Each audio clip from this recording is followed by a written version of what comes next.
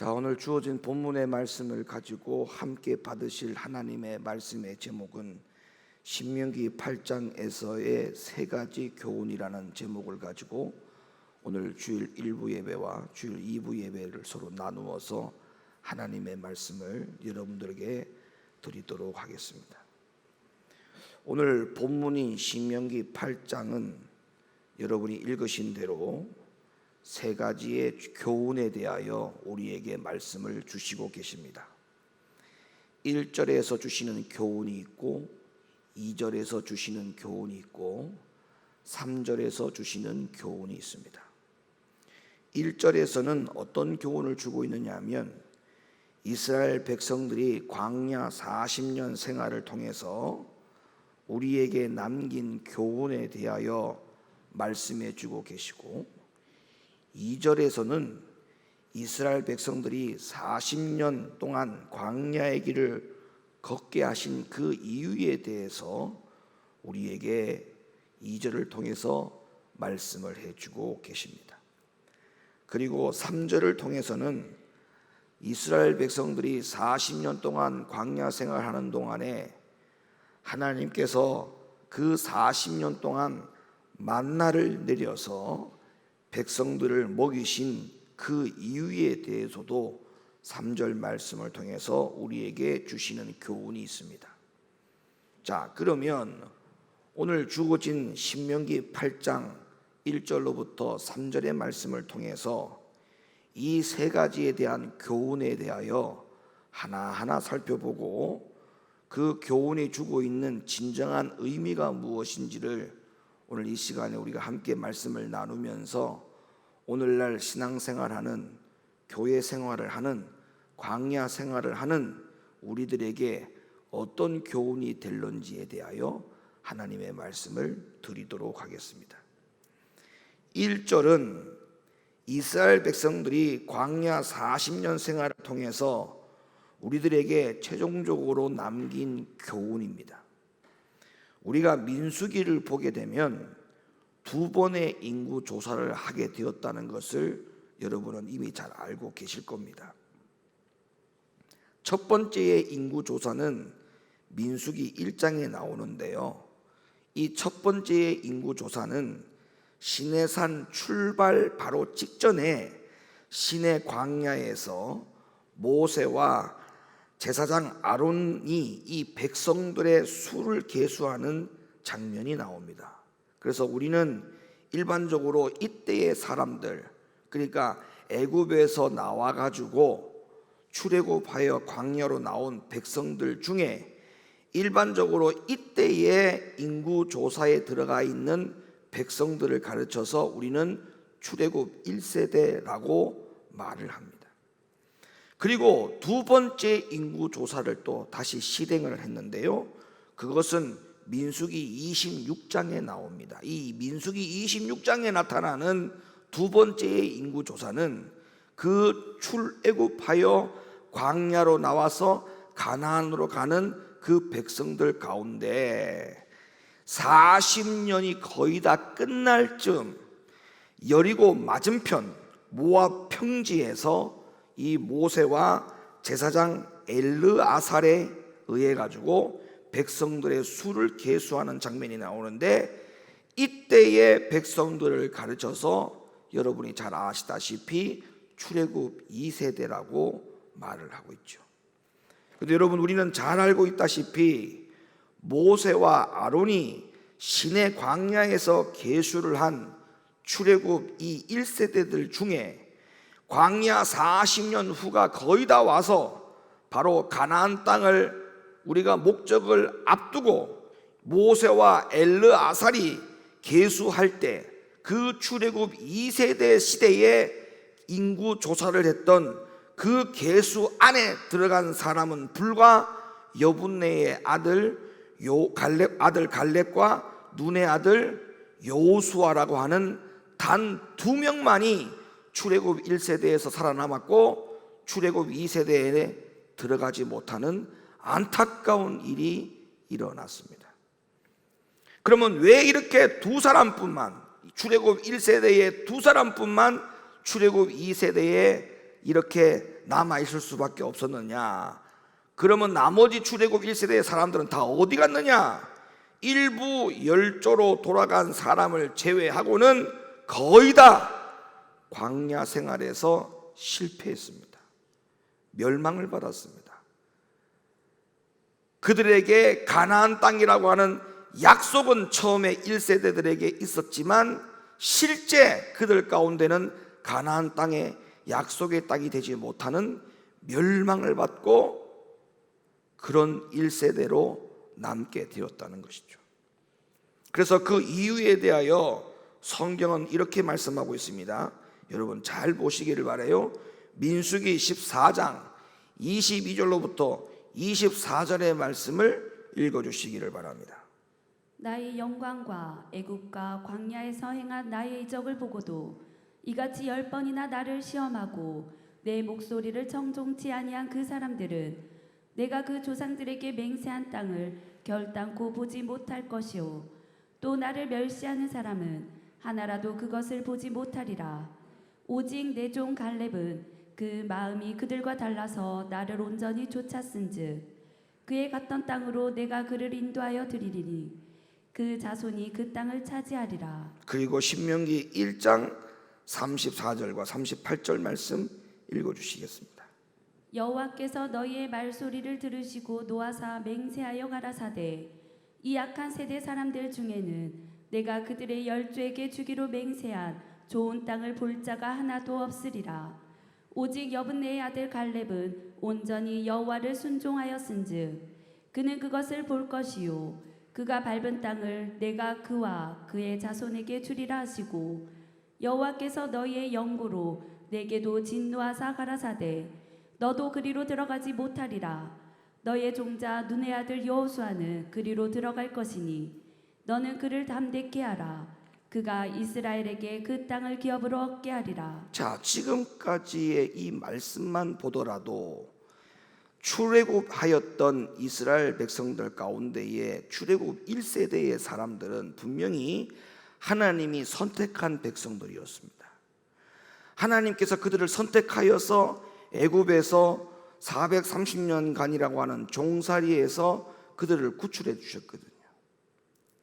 그러니까 그들이 하나님께로부터 선택을 받은 선민이요 이스라엘 백성들이었습니다. 자, 그러면 하나님이 선택한 백성들, 이스라엘 민족들이라고 해서 하나님이 그들에게 특혜를 주었느냐? 특혜를 주지 않았어요. 그러면 약속의 땅에 들어가게 된 자는 왜 들어갔고 약속의 땅에 들어가지 못한 자는 왜 못 들어갔는지에 대해서 지금 여러분이 읽으셨던 하나님의 말씀을 통해서 우리는 확인을 했지 않습니까? 그래도 잘 모르겠다는 분들은 고린도전서 10장 1절로부터 6절을 보시면 생각이 달라질 수도 있을 것 같은데요. 고린도서 10장 1절로부터 6절 말씀을 읽어주세요. 형제들아 너희가 알지 못하기를 내가 원치 아니하노니 우리 조상들이 다 구름 아래 있고 바다 가운데로 지나며 모세에게 속하여 다 구름과 바다에서 침례를 받고 다 같은 신령한 식물을 먹으며 다 같은 신령한 음료를 마셨으니 이는 저희를 따르는 신령한 반석으로부터 마셨음에 그 반석은 곧 그리스도시라. 그러나 저희의 다수를 하나님이 기뻐하지 아니하신 고로 저희가 광야에서 멸망을 받았느니라. 그런 일은 우리의 거울이 되어 우리로 하여금 저희가 악을 즐겨한 것 같이 즐겨하는 자가 되지 않게 하려 함이니. 자, 보세요. 출애굽 1세대의 사람들도 하나님의 백성들이었습니다. 근데 그들이 모두 다 출애굽 2세대의 인구 조사 안에 들어가지 못하는 멸망을 받았다라고 성경은 말씀하고 있죠. 그러면 이스라엘 백성들임에도 불구하고 왜 하나님은 특혜를 주지 아니하고 가나안 땅에 들어간 자가 있고 들어가지 못한 자가 있느냐? 여기에 대한 최종적인 평가를 성경에서는 뭐라고 말씀하고 있냐면 그들이 악을 즐겨했다 이렇게 말씀하고 있어요. 뭐를 즐겨했다고요? 악을 즐겨했다.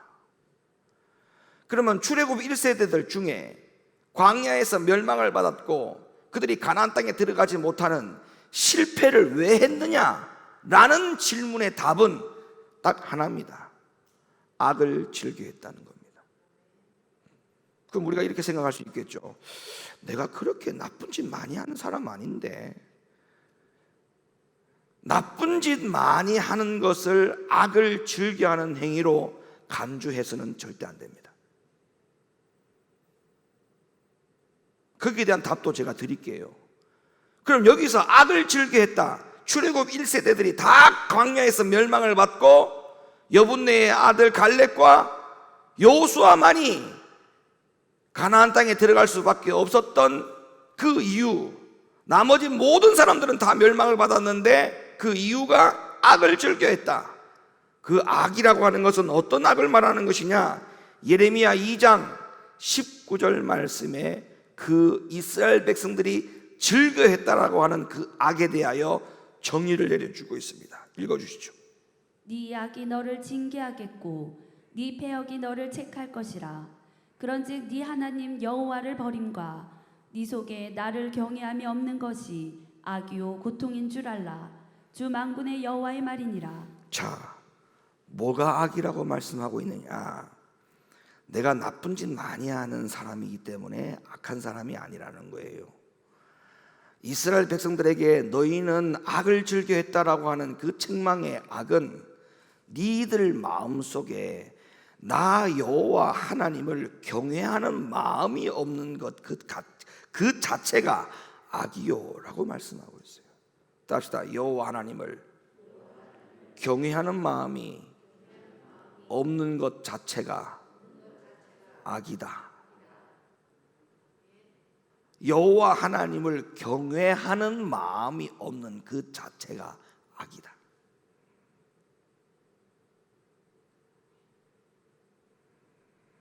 난 하나님 믿는 사람인데, 그래요, 하나님 믿는 사람이기 때문에 본인은 여호와를 경외하는 마음이 있는 것으로 생각하고 억지를 부릴 수 있을런지는 모르겠지만 제 이야기 한번 들어보세요.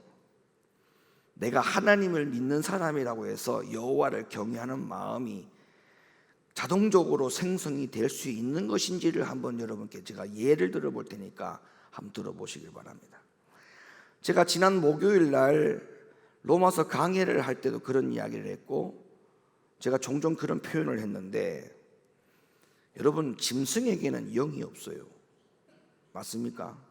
짐승에게는 영이 없습니다. 짐승은 오로지 육과 혼만 있습니다. 근데 사람에게는요, 육이 있고 혼이 있고 그 다음에 한 가지가 더 있어요. 짐승에게는 없는, 그것이 바로 뭐냐면 영입니다. 영. 그러면 육과 혼만 가져 있는 짐승들을 한번 보세요. 그들 가운데에 죽었다 깨어나도, 아니면 그들이 이 땅에 발을 딛고 사는 동안, 그들이 육신의 생명이 끝나는 동안 그들 마음속에는 여호와 하나님을 경외하는 마음이 존재할 수가 없습니다. 왜 존재할 수 없느냐? 혼은 있지만 영이 없기 때문에 그래요. 영이 없기 때문에. 자, 그러면 혼의 영역과 영의 영역에 대한 차이를 제가 말씀드릴게요. 하나님의 말씀을 듣고 이해할 수 있는 수준은 혼만 가지고도 충분히 가능합니다. 사람이 말을 하면 그 말에 대해서 뜻을 알아가는 정도의 어떤 지식에 대한 수준에 대한 차이는 있을 뿐이지만, 그러나 그 혼의 영역이 얼만큼 성숙하고 성장했느냐에 따라서 사람이 사람의 말귀를 알아듣는 정도의 그러한 일들이 그래서 일어나는 것이고 가능한 것이죠.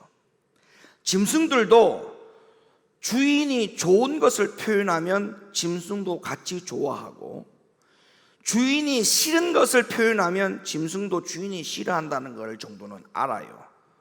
그러나 그것이 사람만큼 이해를 하지 못하는 이유는 동물이 가지고 있는 혼에 대한 영역의 성숙도가 사람만큼 성숙하지 못하기 때문에 그런 차이는 일어날 수는 있습니다. 오늘날 신앙인들 가운데 자기의 혼의 영역 속에 나는 하나님을 믿는 사람이다라고 하는 것으로 간주하고 신앙생활하는 사람이 있고, 영에 하나님을 두고 말씀을 두고 그 영에 말씀을 둔 것과 하나님을 둔 것 때문에 하나님을 경외하고 말씀에 순종하고 신앙생활하는 것은 완전히 달라요. 완전히 달라요.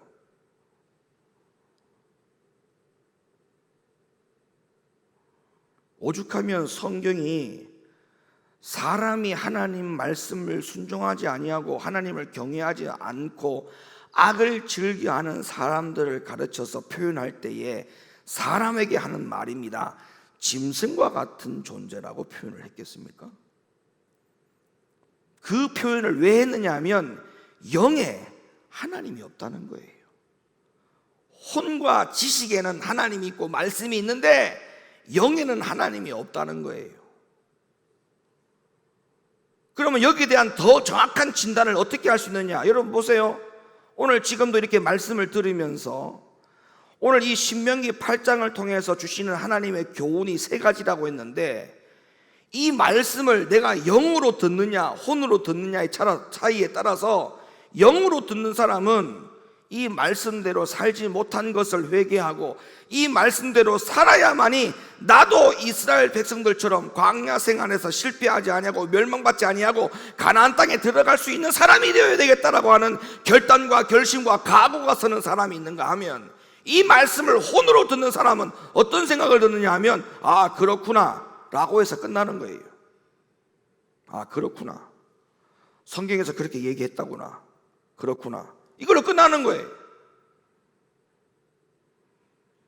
그러면 비극이 뭔지 아십니까? 짐승들은 영이 없잖아요. 그들은 천국을 가고 싶어도 못 가요. 왜? 영이 없어서 못 가요.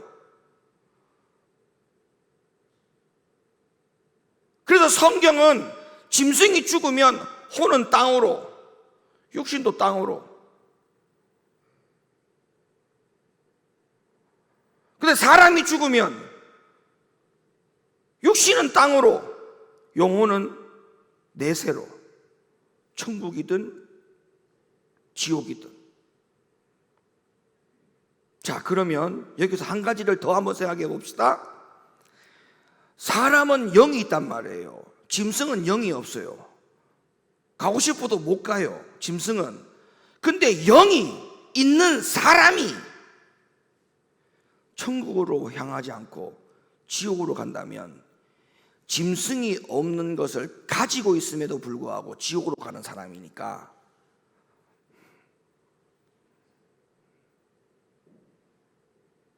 뭐 더 이상 말 표현 안 해도 알겠죠. 그걸 가장 슬퍼하고 억울해할 줄 알아야 됩니다. 정말 하나님을 경외하는 마음이 있는 것과 나 하나님 믿는 사람인데 라는 정도의 수준하고는 다른 거예요.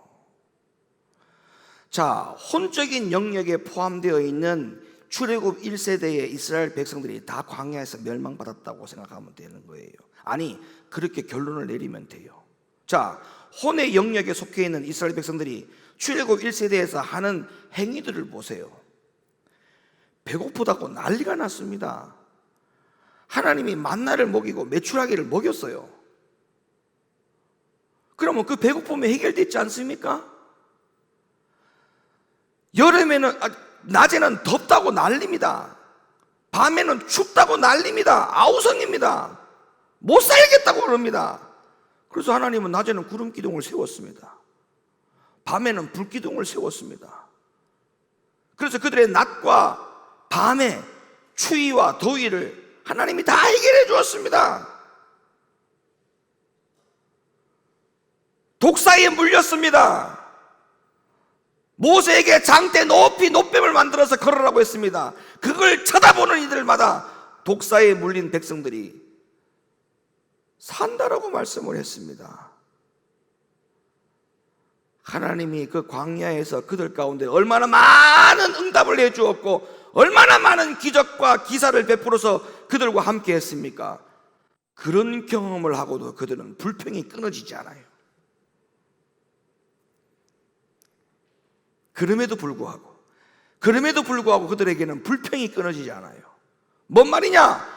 혼의 영역으로 신앙생활 하니까 그런 거예요. 하나님을 경외하는 마음이 내 영혼의 자리를 딱 잡고 있으면 여호수아와 갈렙처럼 출애굽 2세대 영역 안에 들어가 마침내 가나안 땅에 들어가는 사람이 될 수가 있는 거예요. 근데 혼의 영역에서 하나님을 믿는 사람 정도가 되니까 그들은 불평불만이 끊어지지 않아요. 오늘날도 마찬가지입니다. 제가 이 말씀을 여러분에게 왜 드리느냐? 혼적인 신앙생활 하지 마세요. 언제까지 신앙생활을 여러분 감정과 기분과 느낌대로 할 겁니까? 언제까지 여러분이 할 수 있는 것만 하고 할 수 없는 건 할 수 없다라고 벌써 단정을 짓고 신앙생활을 합니까? 그런 신앙생활은 짐승도 할 수 있는 거예요. 짐승도. 왜? 혼의 영역으로 움직이는 거는 짐승도 다 아는 거예요. 다 아는 거예요. 그러니까 여호와를 경외하는 마음을 가진 자와 여호와를 경외하는 마음을 갖지 못한 자가 하나님을 믿는 사람, 하나님을 안 믿는 사람, 그게 아니라니까요. 왜? 이스라엘 백성들도 하나님 믿는 사람이었습니다. 하나님을 믿는 이스라엘 백성들을 하나님이 말씀하고 있는 거예요. 너희들 마음속에는 나를 경외하는 마음이 없다. 그걸 가리켜서 하나님 뭐라고 말씀합니까? 너희들은 어떻게 해서 악을 즐겨하느냐, 이렇게 말씀하고 있잖아요. 애굽에 있는 이방인들에게 하신 말씀이 아니에요. 광야로 나와 있는 그 백성들에게 하는 말이에요. 우리가 이 말씀을 사실적으로 구분을 해야 됩니다. 성경이 그렇다고 말씀하고 있기 때문에 이거는 사실에 근거한 하나님의 말씀이에요.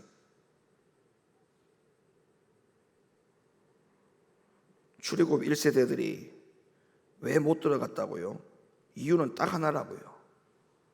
그들이 악을 즐겨했다. 나 나쁜 짓 많이 하는 사람 그렇게 아닌데. 아니요. 여호와를 경외하는 마음이 그 마음에 없는 자체가 악이다.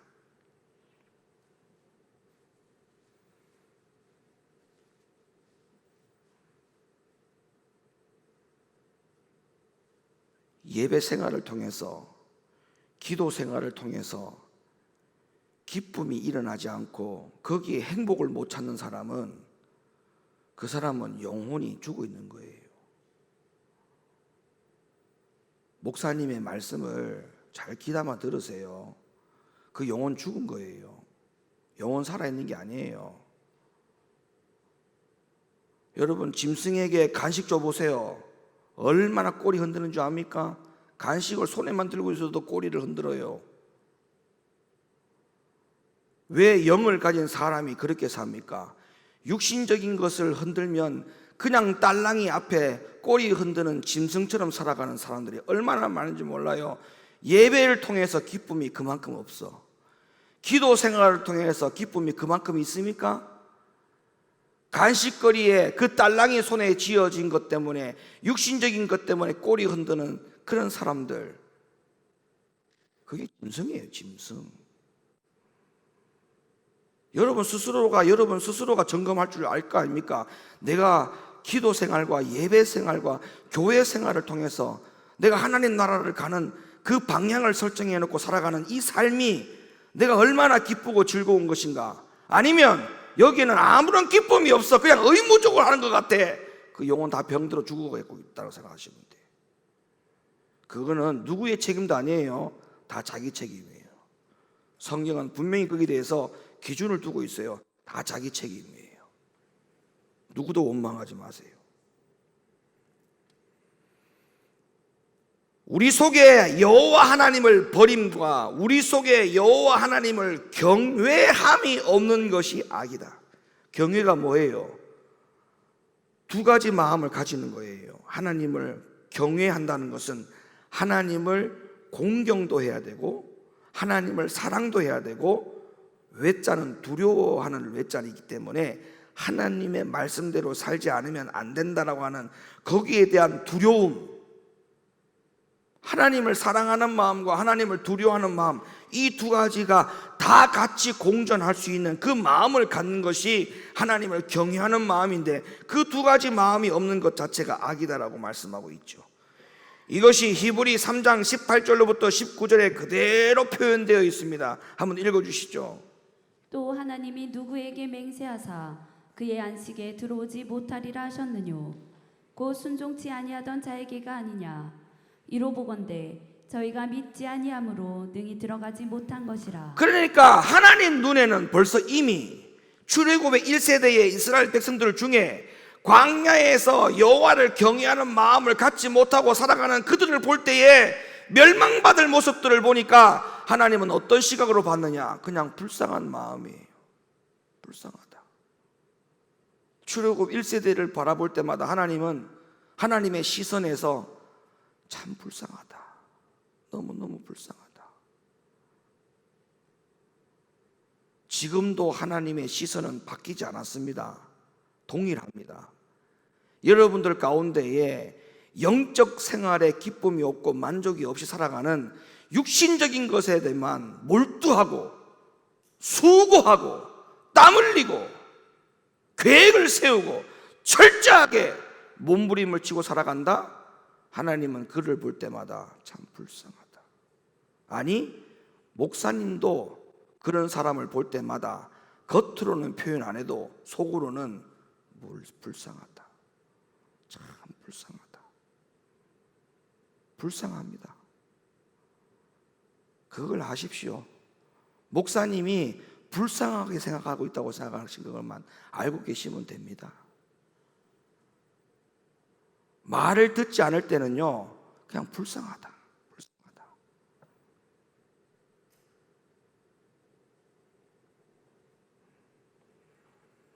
이런 점에서 이스라엘 백성들이 광야 40년 생활 속에 우리들에게 남긴 교훈이 뭐냐? 한마디로 순종, 또 순종,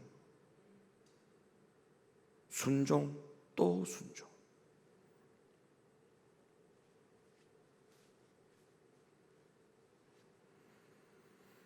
그러면 이 순종과 또 순종해야 되는 이 광야 생활이 어디냐? 출애굽기 7장 38절 말씀 읽어주세요. 시내산에서 말하던 그 천사와 및 우리 조상들과 함께 광야 교회에 있었고. 출애굽 1세대들에게 요구했던 네 마음에 하나님을 경외하는 마음이 없었다.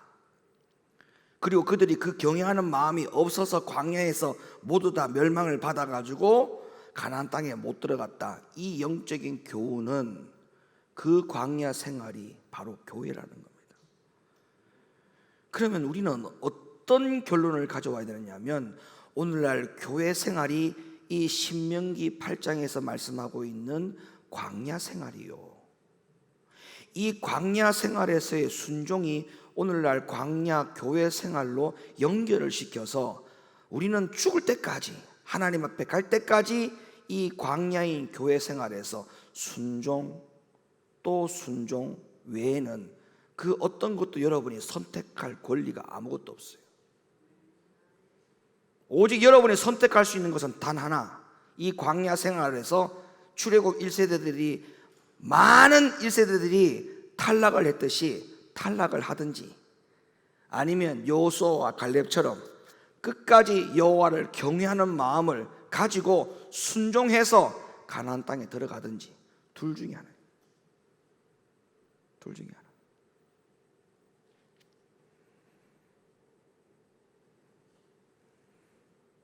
그리고 그 다음 신명기 8장 2절 말씀의 교훈으로 한번 가볼까요? 신명기 8장 2절 말씀 읽어주시죠. 네 하나님 여호와께서 이 40년 동안에 너로 광야의 길을 걷게 하신 것을 기억하라. 이는 너를 낮추시며 너를 시험하사 네 마음이 어떠한지 그 명령을 지키는지 아니 지키는지 알려 하심이라. 아멘. 여러분, 우리 하나님은 무에서 유를 창조하신 분인 줄로 믿으시면 아멘 하시겠습니까? 그리고 무엇이든지 못하시는 것이 없는 전지전능하시고 또 어디에서든지 살아 역사하지 않는 곳이 없는 무소부재하신 하나님이신 줄로 믿으시면 아멘 하시겠습니까? 그러나 그 하나님이 애굽에서 구원해낸 이스라엘 자손을 단번에 약속의 땅으로 바로 들여내지 않았습니다. 그 전지전능하시고 무소부재하신 하나님이 얼마든지 애굽에서 출애굽을 시킨 백성들을 한꺼번에 모조리 다 바로 가나안 땅으로 직행할 수 있잖아요. 바로 걸어서 직행을 시킨다면 일주일이면 들어갈 수 있는 길입니다. 아무리 늦어도 10일이면 12일이면 갈 수 있는, 도달할 수 있는 여정의 길입니다. 그런데 그 길을 40년 동안 하나님이 훈련을 시켰어요.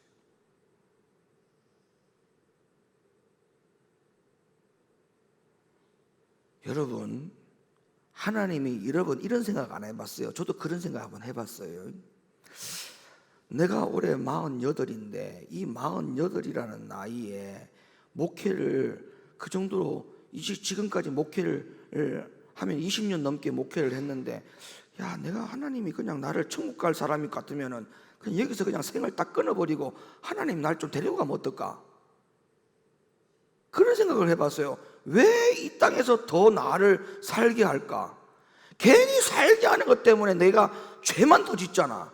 죄를 안 짓고 그냥 여기서 생을 딱 끝마쳐서 하나님 나라 들어가게 하면 얼마나 좋을까? 그런 생각을 하는가 동시에 그 생각이 딱 끝나자마자 어떤 생각이 딱 들어오는지 아세요? 네가 아직까지 준비가 안 됐잖아. 야, 그 생각이 딱 드는 순간 내가 어떤 생각을 했냐면, 내가 단 하루를 살더라도 내 마음대로 살아서는 절대 안 되겠구나. 여러분, 준비가 안 돼 있기 때문에 지금 여기서 아직까지 훈련시킨다고 생각해 봐요. 이스라엘 백성들을 여러분 일주일이면 여정을 걷게 해서 가나안 땅에 하나님이 바로 넣을 수 있습니다. 하나님이 능력이 없어서 그들을 40년 동안 헤매게 만든 게 아니에요. 놔둔 게 아니라고요. 그들은 애굽에서 430년 동안 종살이 했습니다. 하나님과 완전히 멀어져 있었어요. 믿음과 신앙의 훈련이 전혀 안 돼 있었어요. 이런 상황에서 가나안에 들어가게 되면 가나안 땅을 정복도 할 수 없거니와 그들이 가나안 땅에서, 약속의 땅에서 하나님의 백성으로 영원히 살아드릴 수 있는, 그리고 그 이후에 그 이스라엘을 통해 가지고, 나라를 통해 가지고 하나님이 많은 구원의 계획들을 펼쳐갈 일들에 대한 모든 계획이 이루어지지 않을 것 같으니까 그들을 가나안 땅으로 보내서 거기에서 최종적으로 이스라엘이라고 하는 오늘날의 그 나라를 만들어서 하나님을 경외하는 사람으로 만들어서 결국 거기에서 선지자를 만들어서 거기에서 하나님의 백성들을 만들어서 거기에서 신약의 예수님이 오게 해서 사도들을 만들어서 교회를 세워서 오늘날에 이르기까지 이 복음의 사역을 감당할 수 있도록 하는 데 있어서 그들을 훈련시키기 위한 거였어요. 훈련시키기 위한 거. 그런데 이 교회 생활에서 훈련받기를 싫어한다고요? 그럼 본인이 도대체 얼만큼 하나님 앞에 교만해서 그런 마음이 있는 겁니까? 얼마나 자만한 겁니까? 내가 지금 준비 다 됐다는 거 아닙니까? 하나님 나라가 들어갈 준비가 다 됐다는 거잖아요. 이게 얼마나 교만한 겁니까? 예? 아니, 목사인 사람이 목사로서, 담임 목사로서 봐도 아직까지 준비가 안 된 게 눈에 보이는데 본인은 그걸 전혀 모르고 나는 준비가 다 됐다, 하나님 나라에 들어갈 수 있는 자신감이 풀풀 넘치는 그런 믿음의 삶을 살아가는 그런 자신감은, 오만함은 도대체 어디서 나온 거예요? 여러분, 담임 목사에게 인정 못 받으면 하나님 앞에 인정 못 받아요. 그렇게 알고 계시면 돼요. 담임 목사의 영적인 가르침에도 순종 안 하는데 그 사람이 어떻게 하나님 나라에 들어가고 하나님의 영적인 훈련과 가르침을 받고 있다라고 장담할 수 있습니까? 웃기는 소리 하지 마세요. 웃기는 소리. 정말 웃기는 소리입니다. 신명기 8장 2절 분명히 뭐라고 말합니까? 왜 광야의 길을 걷게 했는지를 기억하라고 하지 않습니까? 너를 낮추시며 너를 시험하사 네 마음이 어떠한지 그 명령을 지키는지 아니 지키는지 알려 하시니라. 왜요? 이 광야의 길에서 훈련을 받지 않고 통과를 하지 아니하면 가나안 땅에 들어갈 수 있는 자격이 부여되지 않기 때문에 그렇죠. 아까도 제가 말씀을 드렸습니다마는 이 광야의 길을 가르쳐서 신약 성경에는 분명히 교회라고 했습니다. 교회. 그렇다면 과거에 이스라엘 백성들이 광야의 길을 걷게 한 것은 오늘날 곧 교회의 길을 걷게 한 것이나 마찬가지겠죠. 그러니까 이 말씀은 신약 시대나 오늘이나 교회 생활로 연결을 해야 됩니다. 교회 생활로.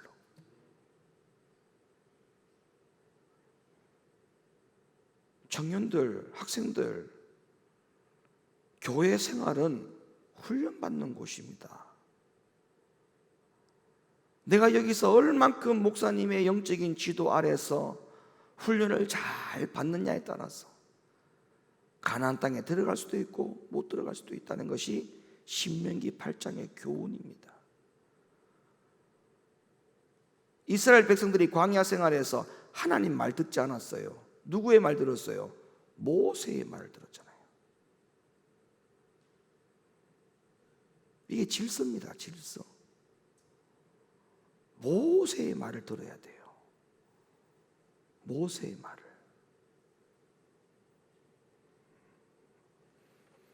왜 하나님이 이렇게 백성들로 하여금 힘들고 고달픈 광야 교회의 길을 걷게 하신 거라고요? 신명기 8장 2절에서 뭐라고 말씀하셨다고요? 네 하나님 여호와께서 이 40년 동안 광야를 너로 걷게 하신 것을 기억하라. 그 이유에 대해서 말씀하시기를 이는 너를 낮추시며 너를 시험하사 네 마음이 어떠한지 그 명령을 지키는지 아니 지키는지 알려 하시니라.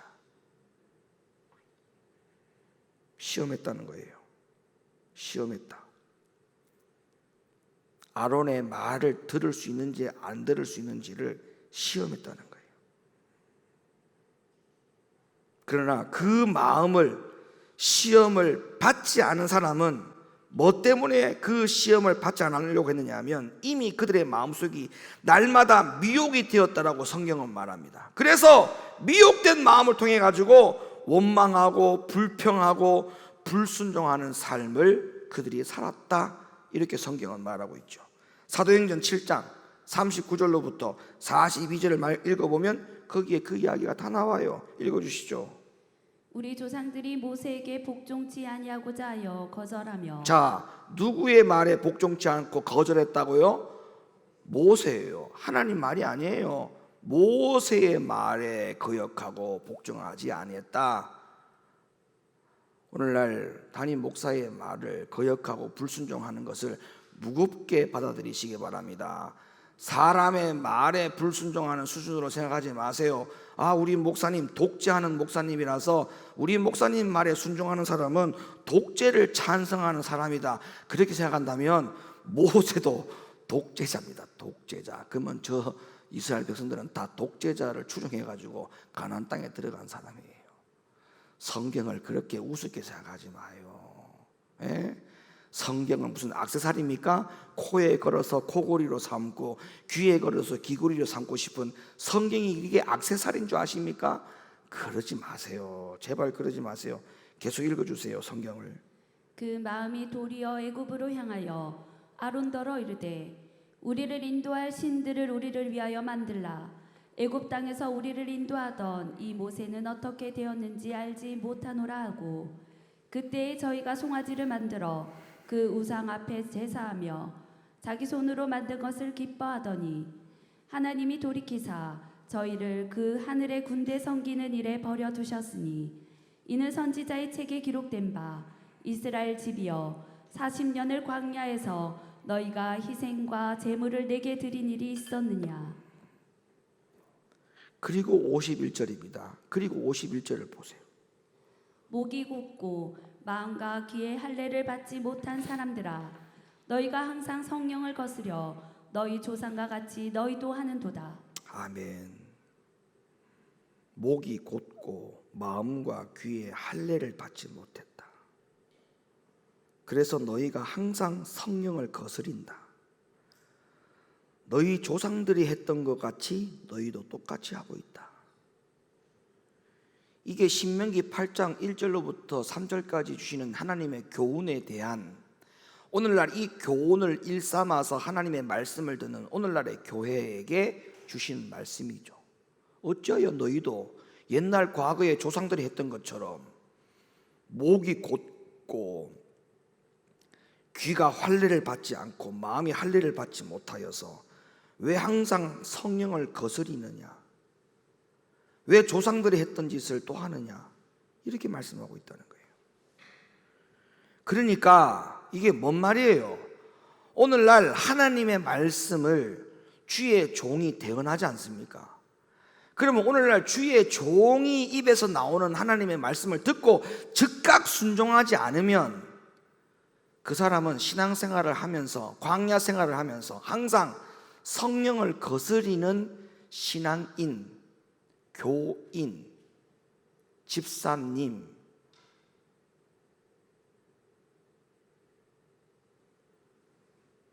왜 그렇게 신앙생활 하죠? 왜? 뭐 때문에 그렇게 신앙생활 하죠? 그렇게 하면 안 된다는 거잖아요. 그러니까 광야와 같은 교회 생활에서 하나님을 끝까지 잘 섬기는 신앙생활을 하기 위해서는 어떤 것이 반드시 필요하다?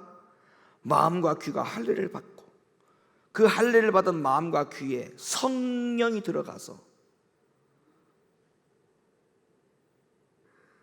하나님이 기뻐하는 쪽으로, 성령이 기뻐하는 쪽으로 신앙생활을 움직여주는 사람이 되어질 때 그 사람은 마침내 신앙생활과 교회 생활에 성공할 수 있는 사람이 될 수 있는 거 아니겠습니까? 모세가 이 사실을 증거했어요. 신명기 30장 6절. 네 하나님 여호와께서 네 마음과 네 자손의 마음에 할례를 베푸사 너로 마음을 다하며 성품을 다하여 네 하나님 여호와를 사랑하게 하사 너로 생명을 얻게 하실 것이며 11절과 14절 말씀. 내가 오늘날 네게 명한 이 명령은 네게 어려운 것도 아니요 먼 것도 아니라 하늘에 있는 것이 아니니 네가 이르기를 누가 우리를 위하여 하늘에 올라가서 그 명령을 우리에게로 가지고 와서 우리에게 들려 행하게 할고 할 것이 아니요 이것이 바다 밖에 있는 것이 아니니 네가 이르기를 누가 우리를 위하여 바다를 건너가서 그 명령을 우리에게로 가지고 와서 우리에게 들려 행하게 할고 할 것도 아니라 오직 그 말씀이 네게 심히 가까워서 네 입에 있으며 네 마음에 있은즉 네가 이를 행할 수 있느니라. 요한일서 5장 3절 말씀. 하나님을 사랑하는 것은 이것이니 우리가 그의 계명들을 지키는 것이라. 그의 계명들은 무거운 것이 아니로다. 아멘. 지금 여러분이 읽으셨던 신명기 30장 6절, 11절과 14절, 요한일서 5장 3절의 말씀의 교훈은 뭐냐 하면, 너희가 마음과 귀가 할례를 받게 되면 하나님의 말씀이 결코 무거운 것도 아니고 하나님의 말씀에 순종하는 것 자체가 내가 억지로도 할 수 있는 것이 아니고 기쁘고 즐거운 마음으로 순종할 수 있다, 기꺼이 할 수 있다, 그 말씀에 대한 교훈입니다. 아멘입니까? 하나님 말씀이 기쁘지 않고 불순종하는 것은 하나님 말씀이 여러분을 기분 나쁘게 하는 감정이 거기에 실려서 그런 게 아니라 여러분 마음과 귀가 할례를 받지 못해서 그런 거예요. 예?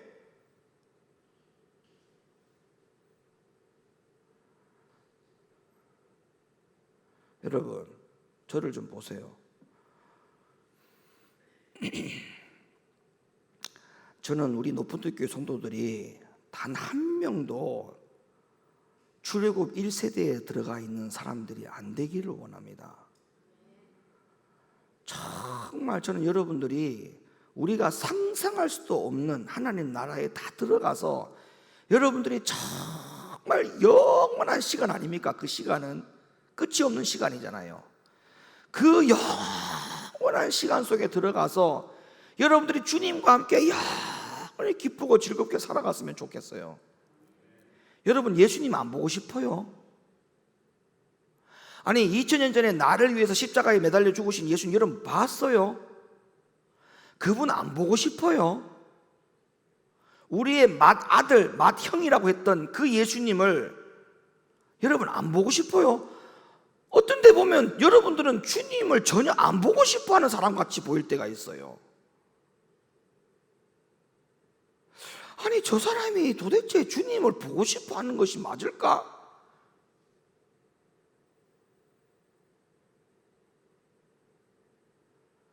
마음과 귀가 할례를 받으면 하나님 말씀 순종하는 것이 결코 무겁거나 어려운 것이 아니다라고 성경은 말하고 있지 않습니까? 그러니까 어떤 부분이든 간에 핑계 대지 마세요. 하나님 말씀에 불순종하는 자체는 다른 환경이라고 핑계 대지 마세요. 기도하지 못하는 거, 예배생활 참석하지 못하는 거, 내가 다른 거 뭐 어떤 거 하고 있기 때문에 그것 때문에 예배생활 못 나오고 기도생활 못하는 거 핑계 대지 마세요. 진짜 그런 핑계 그만 대세요. 언제까지 할 거예요? 언제까지? 제발 좀 그만하세요. 내가 이것 때문에 안 되고 이것 때문에 안 된다는 말 더 이상 좀 하지 마세요. 더 이상 좀 제발 좀 그러지 마세요.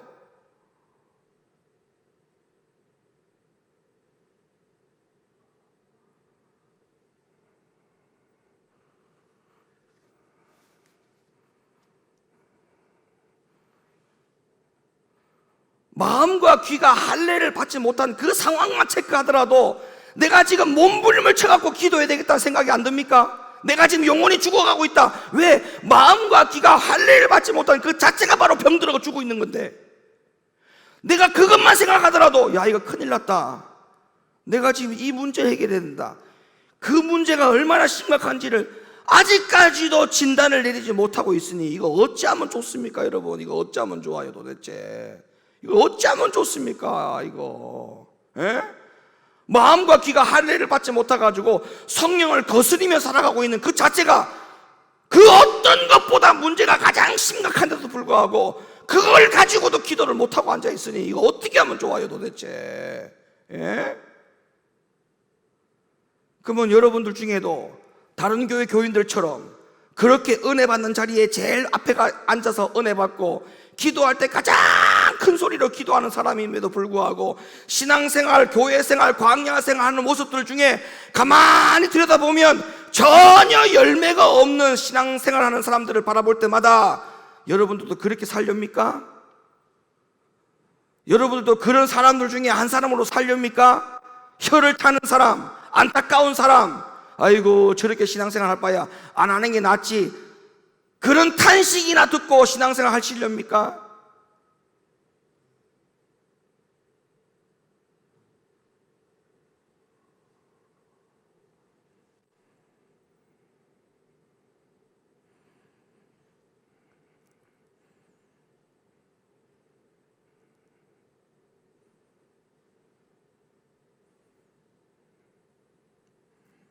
교회를 위해서 기도해야 될 때다라고 하면 정말 이 교회를 위해서 기도해야 될 이 기도가 그냥 남을 위해서 기도하는 것처럼 기도해서는 안 되지 않습니까? 예? 여러분은 이 교회를 생각할 때 어떤 생각 듭니까? 내가 내 자손과 내 후대에 믿음 신앙생활을 잘할 수 있는 교회로 남겨드리고 싶은 그런 어떤 욕심이 없어요? 아니면 도대체 마음속에 이 교회가 문 닫으면 딴 교회 가야지 그런 생각으로 신앙생활 하는 겁니까? 어떻게 하는 겁니까?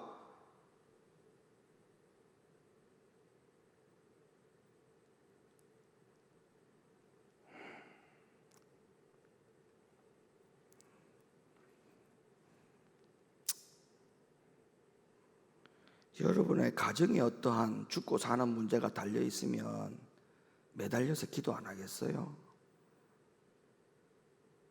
지금 여러분들의 예를 들어서 그런 마음들, 그런 마음으로 기도하겠습니까? 기도가 되겠습니까? 그런 마음으로 내 가정에 문제가 생겼을 때 그런 마음으로 기도하겠습니까?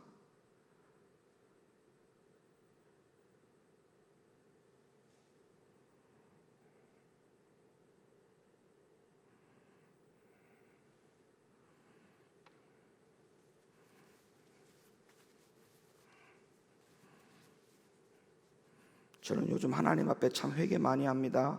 왜 회개 많이 하냐면 내가 좀 더 일찍 기도하는 목사가였을 걸, 기도하는 목사였으면 얼마나 좋았을까.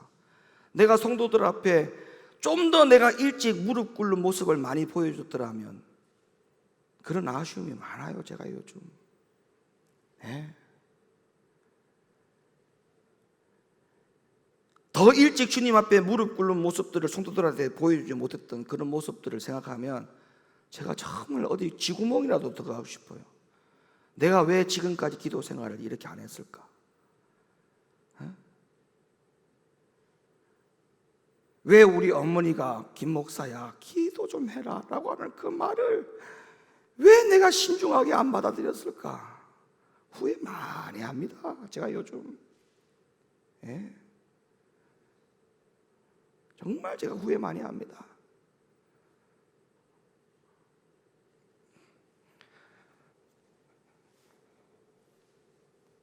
기도하라고 그렇게 말씀하실 때마다 기도가 다냐라고 반박하고,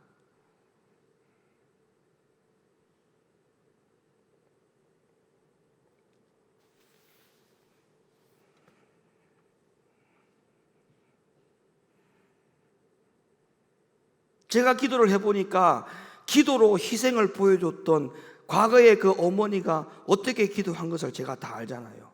그 어머니의 기도가 그렇게 귀한 시간들이었다는 것을 다시 알게 되는 거예요. 제가 기도를 해보니까. 자, 그때 그 엄마의 기도가, 그때 엄마의 그 기도의 모습이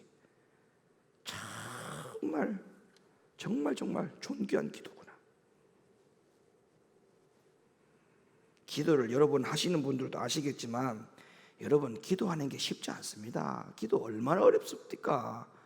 예? 기도가 얼마나 어려운지 아십니까, 여러분? 근데 그 기도를 안 하면요, 기도를 하려고 할 때 기도가 안 돼요. 그러면 그걸 심각하게 받아들여야 돼요. 그거 회복하려면요 엄청난 시간 걸립니다. 네? 엄청난 시간 걸립니다. 그렇게만 알고 계시면 됩니다.